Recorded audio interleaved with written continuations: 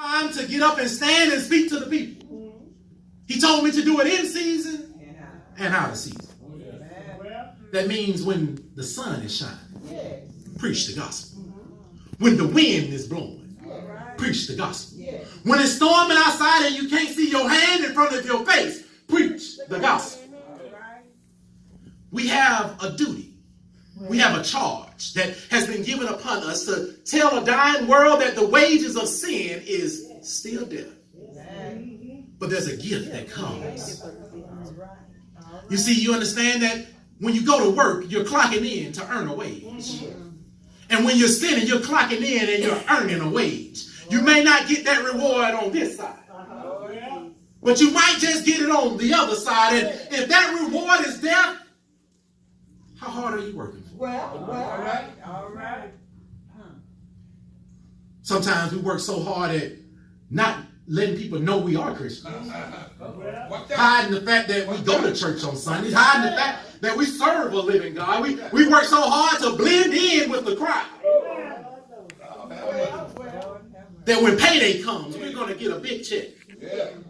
And wondering why that when we get to those pearly gates, our name wasn't written on the roll. It's because he said, if you deny me in front of them, I will deny you in front of my Father. You see, we are failing to remember that God told us, I am the way, the truth, and the life. No man shall come into the Father but by me.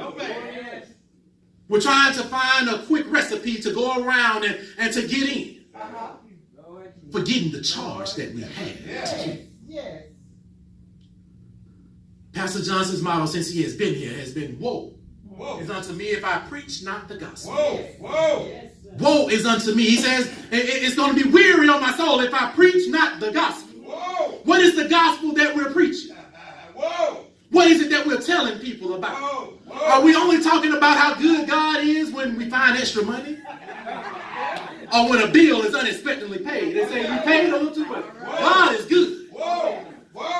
When that last car note was already paid for you, are we only talking about the goodness of God when he does something for us? Are we only praying when it gets so dark that we can't see? Or are we only going to him when we need him the most? Are we trying to treat him like a genie in a lamp and just rub that bottle hoping he'll grant us 3 wishes? Or are we walking the walk and talking the talk? Are we living the life that's pleasing? Are we keeping the charge that he has given us? He said a charge to keep our hand. He said there will come a time when people will not endure sound doctrine. There will come a time when children will not respect their elders. There will come a time where cussing is more easy for children to say than Jesus wept. We're wondering why children know every rap song but don't know any hymn. We're wondering why it is that they can tell you about a TV show, but they can't tell you that in the valley, God will keep me. They can't quote the 23rd Psalm. Why is it that they know all of these other worldly things but don't know any godly things? It comes a time when they will not endure sound doctrine. I'm only 36, but I felt like I grew up in the 70s because when I got in trouble, if my neighbor found out first, I got a whooping from my neighbor. And I couldn't dare tell my mama that my neighbor whooped me because then she gonna hit me for disrespecting my neighbor. It was a family whooping that I got. We live in a time now where you can't even talk to my child. My child, that's my child. They can do whatever it is that they want to do. A time where you believe the teacher. But you believe your child before you believe the teacher when a report comes. Why would your teacher lie? Y'all know my teacher don't like me. My child said you don't like me. We're living in a time where we can't even bring our children to church because we gave them the option to stay home.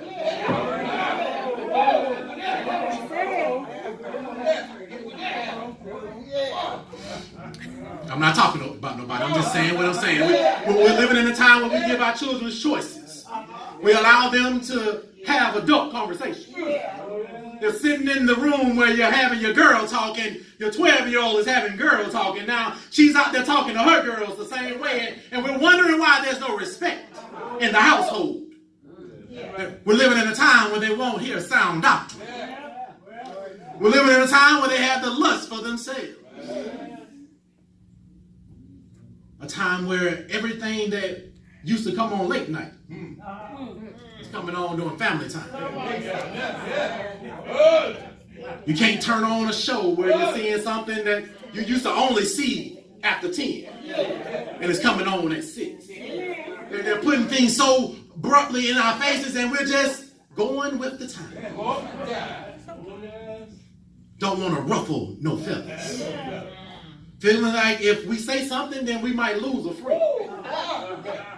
Feel like if we say something, we might be blackballed and put on the outside, and we don't want to be on the outside looking in. We are more willing to be accepted by man than to do what it is that God told us to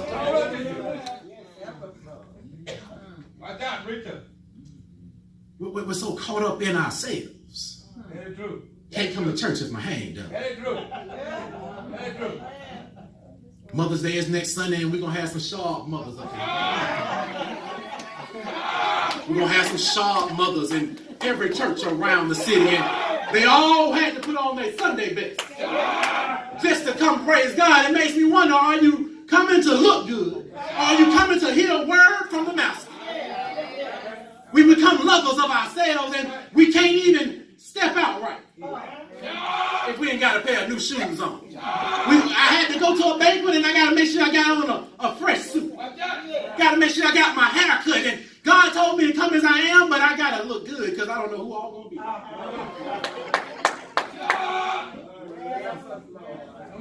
be. We've lost sight of what it is that we're supposed to be doing.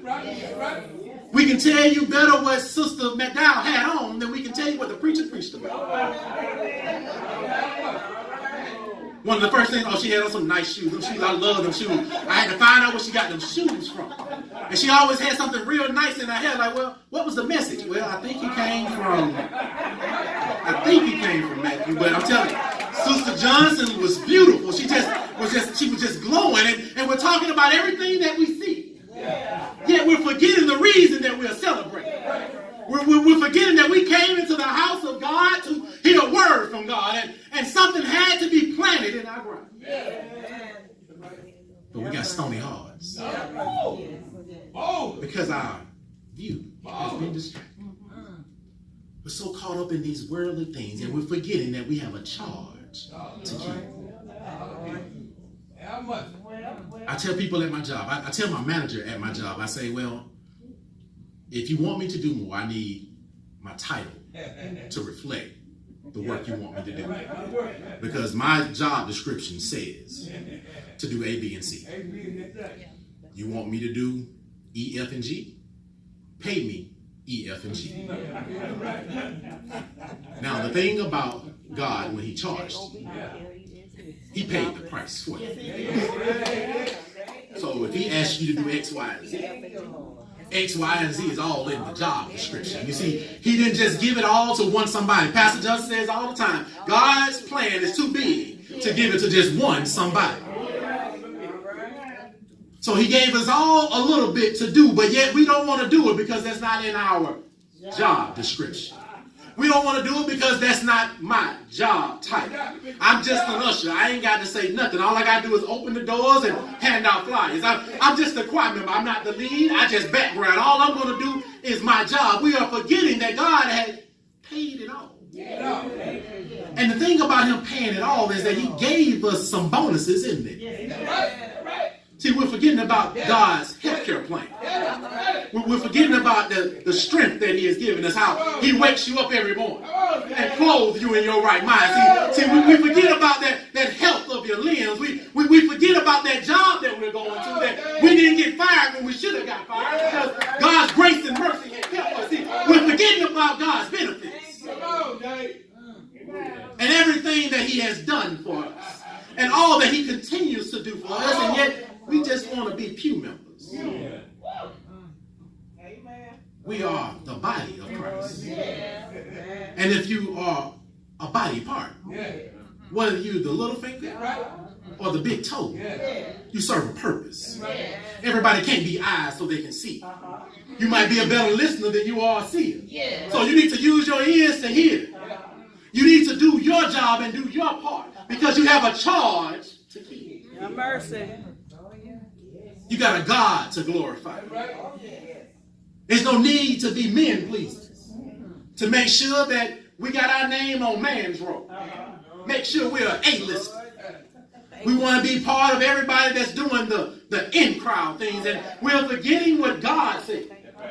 You can't serve two masters. You're either going to love one and hate the other, cleave to one and despise the other, yet we keep trying to shroud the He tells us constantly that he don't want no lukewarm people. He's not looking for no lukewarm believers. Either going to be hot, be hot. You're going to be on fire for the Lord, be on fire for the Lord. Because when you're out there doing your own thing, you were on fire for your own thing. All right. I can't remember the group, Pastor. I'm a little young, but they said it's my thing. I'm going to do what I want to do. The Isley Brothers. When you say it's your thing, you can do what you want to do. When you were doing what you wanted to do, you did it however you wanted to do it. You were big and bad when you did it. Didn't nobody tell you nothing, but somehow when you came over to God's side, you decided to be very conservative. Very, very put together, and you don't want to show out. You want to just sit there real quiet and say amen and just wave your hand. You refuse to give that same energy to God that you gave to the world, and you're wondering why you're not reaping the same results. Come on.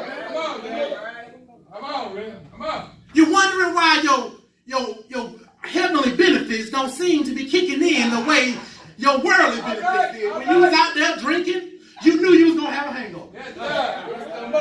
When you was out there partying, you knew that next morning you were going to be tired. But yet we come into church and we sit down and be all quiet and got our hands crossed.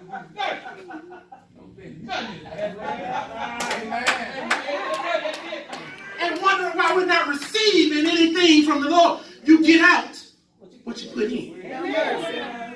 The Bible tells us when praises go up, blessings come down. We want to serve God all quiet unless he has brought us out of something. And when he brings us out, now we want to dance like David danced. Now we want to shout hallelujah. But it's only for that one Sunday. It comes Monday morning, we complain. We all got those Monday blues. Nobody want to be at work. Oh man, I can't wait for Friday. We're living for the weekend. Yes,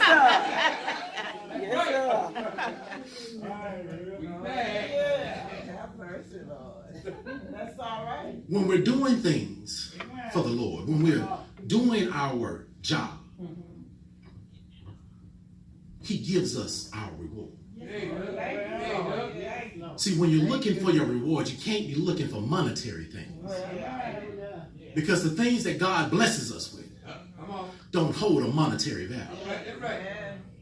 You can be the richest man or woman in the world, but if you get sick, your money can't save you. You can be the richest person that has ever existed, and yet you're going to still have trouble. You're still going to have trials and tribulations. There was a popular song when I was growing up that said, more money, more problems. Yet we all want to be rich. We all want our pockets to overflow because we feel like this money is going to solve everything. The Bible told me that the love of money is the root of all evil. But yet we want it, and we want it in abundance. And God is saying, you haven't even been faithful over the 20 I gave you. I gave you 20 and only asked for 2. And you threw 50 cents in the plate.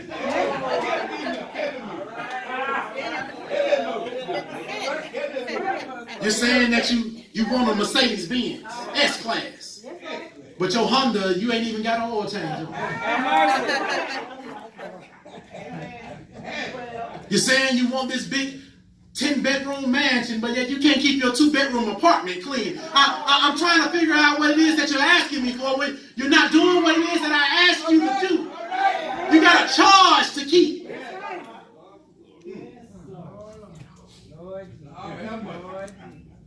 doing is asking you just to go out and tell somebody. Tell somebody.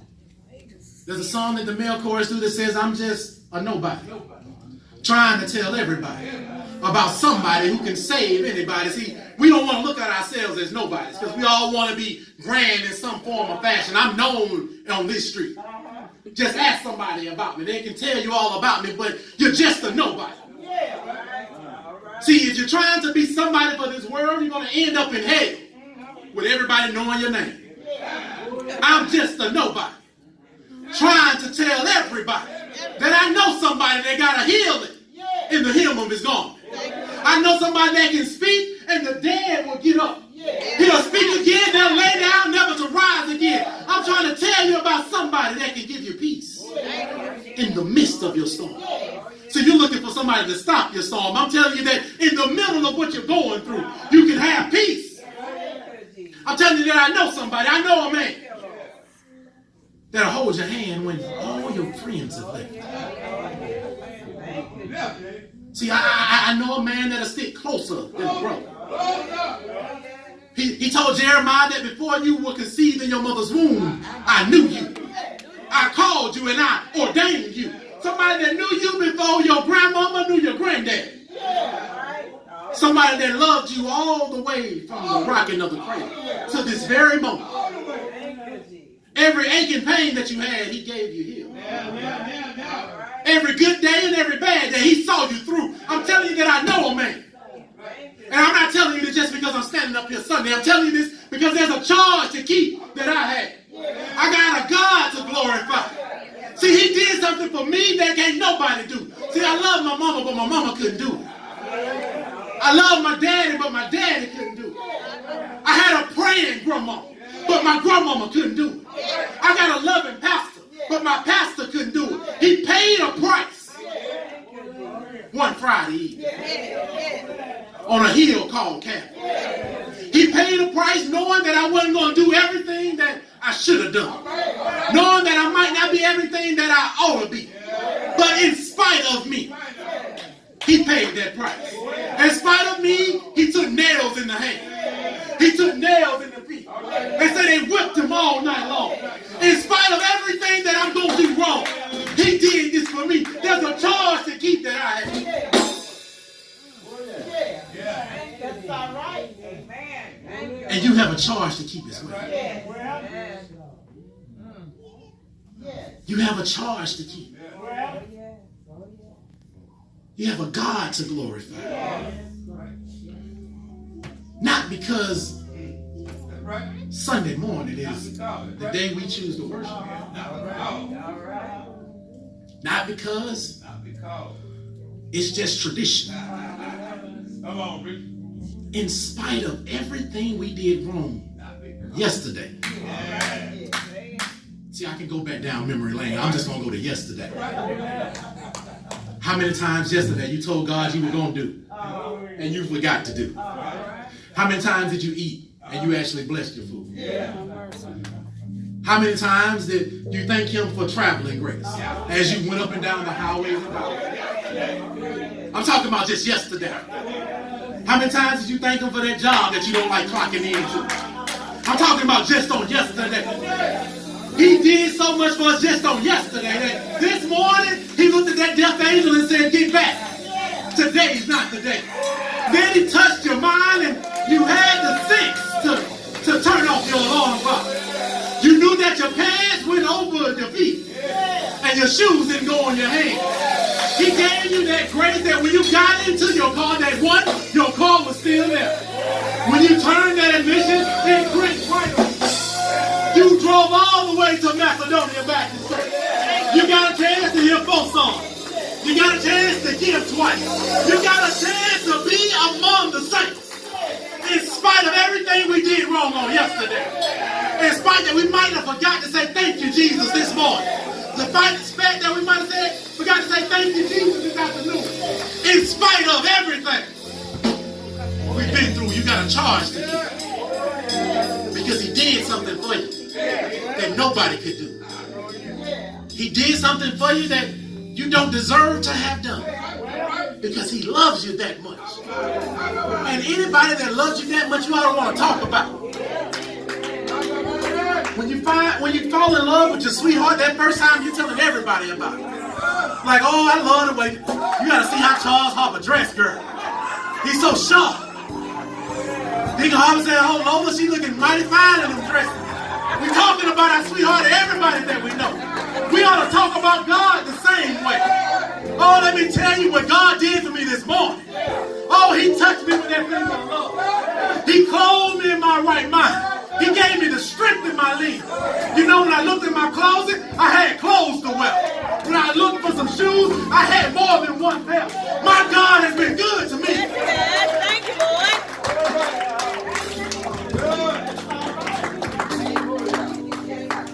Better than me. And I've been to myself.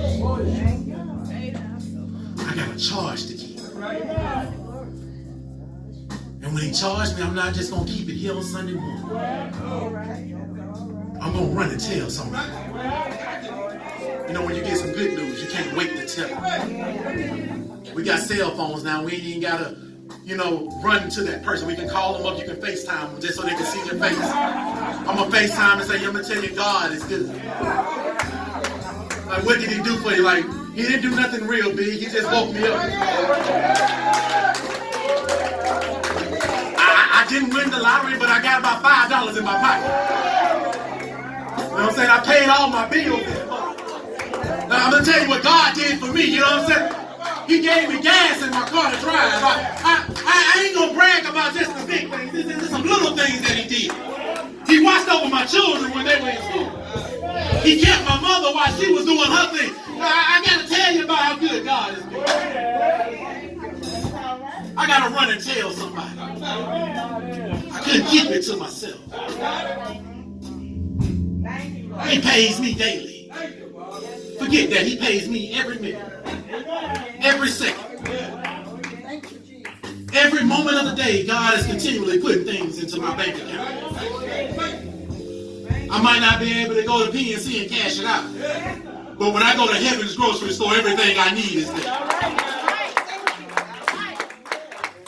When I need a little grace, it's right there. When I need a little love, it's right there. When I need some understanding, it's right there, all in Heaven's grocery store. And I don't need a credit card to pay.